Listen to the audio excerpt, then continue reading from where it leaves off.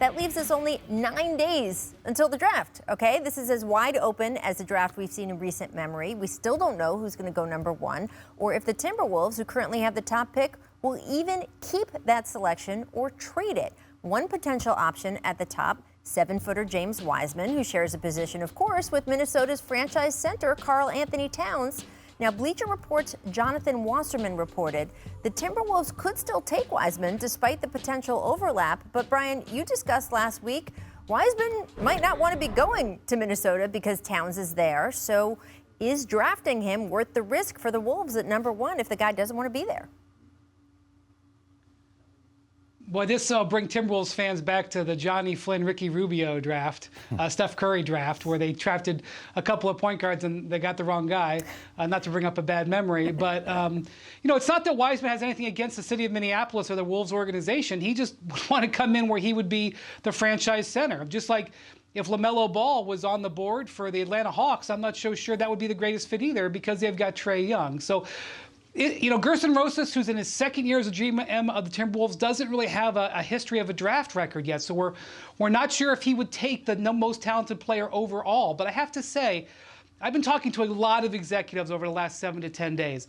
There's been a lot of talk with this draft, and almost everybody has a different opinion about who the top player should be. I know that our experts here think it's LaMelo Ball, but I'm not hearing that out there. I'm not hearing a consensus at all. So the Timberwolves have a firecracker on their hands on what to do with this, and it may be something that they want to get out of this if they can trade back, which is one of the reasons they've been active on the trade market. But good luck to all you folks out there doing mock drafts, because I think this is going to be a year where getting anything close to an accurate mock draft is going to be impossible.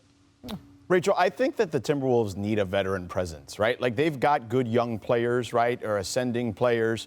And, Karl Anthony Towns was the type of guy that many GMs for years during these GM surveys said you would start your franchise with him. Well, I think what he needs is someone, I don't know, like a Jimmy Butler, maybe not Jimmy Butler, but someone. Jimmy Butler, George Sedano. No, definitely not. But someone like that can come in and help that team grow up to the level where we expect them to be at. We expected this team to have a surge at some point into the playoff standings, and we just haven't seen it. So I would try to trade the pick because certainly Wiseman doesn't want to be there. Maybe you take Anthony Edwards, but then you're just adding another young talent to a team that still doesn't have a lot of veteran presence on that team. The problem with trying to trade the pick is there are other teams out there also trying to trade their picks. In fact, right, the team with the second pick, the Warriors, they have a lot of logical places and reasons that they want immediate help as well. The same thing you're talking about with the Timberwolves. They have that window of contention around the now healthy Splash Brothers. So, George, who do you think is more likely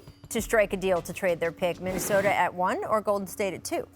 I'm going to still say Golden State. I think that if Wiseman's there, they consider it. But if you look at some of the reports that are out there, they have scouted guys in the lower end of the lottery over the last several weeks. And I think that is a telling sign, right? That at least gives you the inclination to believe that they are looking to potentially move that pick to add, I don't know, veteran guys to go around those three guys. Because if their quest is to try to go back and win a championship, that bench that they have, while they've got some nice young guys like an Eric Paschall or whatnot that has developed through the G League and played a lot last year, if they want to win a championship, they need guys who are proven and battle-tested. And I think that would be their best route.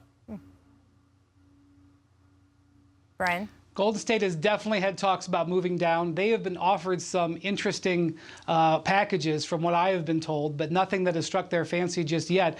The big thing for Golden State is what Charlotte does. Charlotte is very interested in James Wiseman and could move up to number 1 to take him. And if that happens, Wiseman, from what I understand, is Golden State's guy. And, that's the guy they want. Whether or not they'd be prompted enough to try to trade up to get him, I don't think so. But if Charlotte moves up and gets him, then I think you could see Golden State showing more interest in moving back. And that's why a lot of this is going to come down to those few minutes between picks to see how it goes. And there's a lot of things that could happen depending on where Wiseman goes. A player who I've heard a lot moving up on the executives' draft boards is Onyeka Okongwu from USC, who I've heard moving into the top 3 to 5 on a lot of draft boards with Charlotte there. And that may dramatically alter depending on what happens. So I think a lot of teams are laying the groundwork for moves, excuse me, but I don't think everybody has a good feel of exactly what's going to happen yet.